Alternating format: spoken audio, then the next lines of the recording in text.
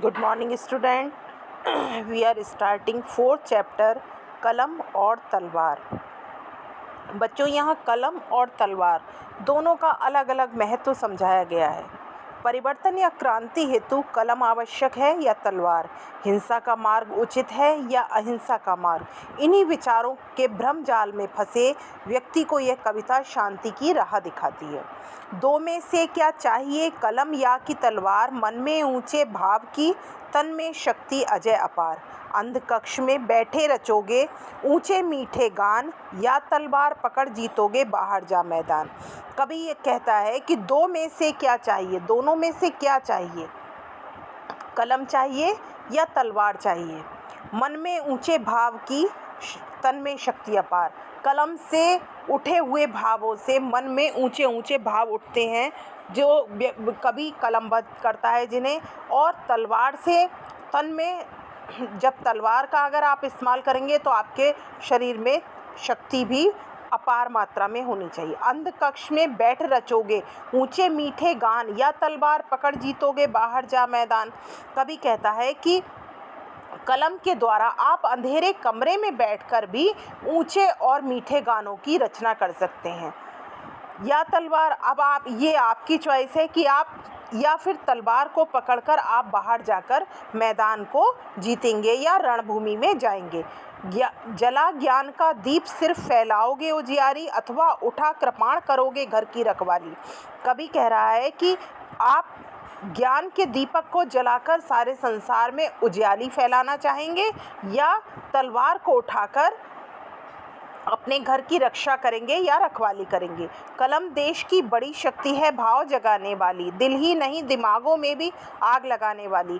कलम जो है वो देश की बड़ी शक्ति है।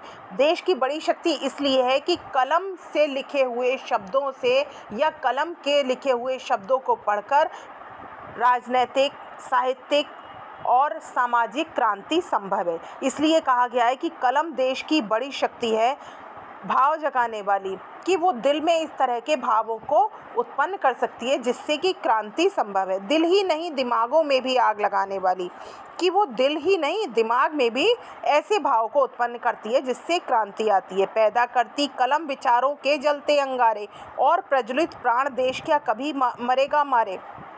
कवि कह रहा है कि कलम से लिखे हुए विचारों से मन में ऐसे अंगार पैदा हो जाते हैं, या मन में ऐसे भाव पैदा हो जाते हैं जिससे व्यक्ति अपने प्राणों को निछावर करने पर भी पीछे नहीं हटता है। तो क्या ऐसे देश को कभी मारा जा सकता है? ऐसे देश को कभी नहीं मारा जा सकता। लघु गर्म रखने को रखो मन में ज्वलित विचार, हिंस जीव से बचने को चाहिए किंतु तलवार।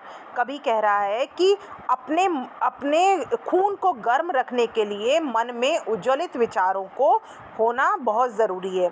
लेकिन कोई ऐसा हिंसक जीव है जो कि आपको प्राणाघात करने की कोशिश कर रहा है, तो आपको उससे बचने के लिए तलवार का प्रयोग करना पड़ेगा। एक भेद है और जहाँ निर्भय होते नर नारी, कलम उगलती आग जहाँ अक्षर बनते चिंगारी।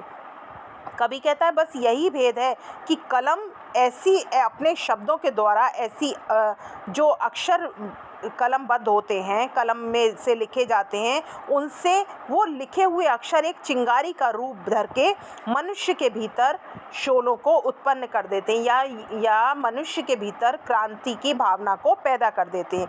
बाहों में बिजली होती और दिमाग में शोले, कि उसमें ऐसी भावना भर देते हैं कि ऐसा लगता है कि व्यक्ति के बाहों में बिजली कौंध गई हो और उसके दिमाग में क्रांति रूपी गोले हों। जहाँ लोग पालते लहू में हलाहल की धार, वहाँ पर जब कलम के लिखे हुए विचारों से लोग उस लहू में, उस खून में, ऐसा लगता है खून ना होकर के विष की धारा बह रही हो। क्या चिंता यदि वहाँ हाथ में नहीं हुई तलवार। तो कवि कहता है कि क्या दिक्कत है कि अगर तलवार नहीं भी है, हम हिंसा का मार्ग नहीं अपना रहे हैं, हम अहिंसा के मार्ग पर चलकर भी अपनी लक्ष्य तक पहुंच सकते हैं। Thank you.